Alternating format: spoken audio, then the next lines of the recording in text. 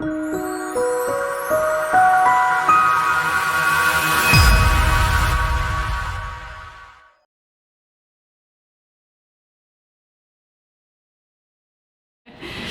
dobar dan, malo smo hvatali sudionike konferencije i sada na kraju zapravo da čujemo i šta kaže organizator, odnosno ti si bila glavna alfa i omega oko koordinacije svih aktivnosti i svega što se ovdje događalo.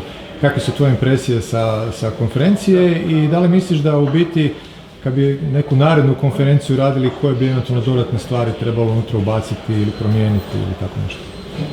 Zanimljivo pitanje, hvala.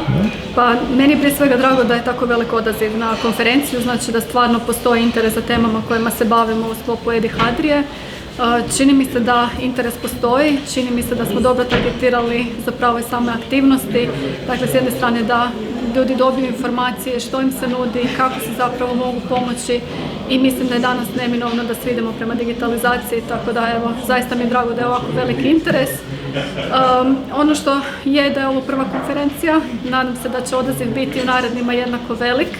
Mislim da je ovaj format meetupa jako dobar gdje ljudi mogu direktno postaviti pitanja, vidjeti ono što je njima prije svega potrebno. S druge strane, ono što se nekako nadam je zaista da će biti više ovakvih događanja. Mislim da ne trebaju biti nužno bolje, ovo je već jako dobro, ali mislim da ih generalno fali i da sigurno nije dovoljno da se događaju jednom godišnje. Super, puno hvala. Molim.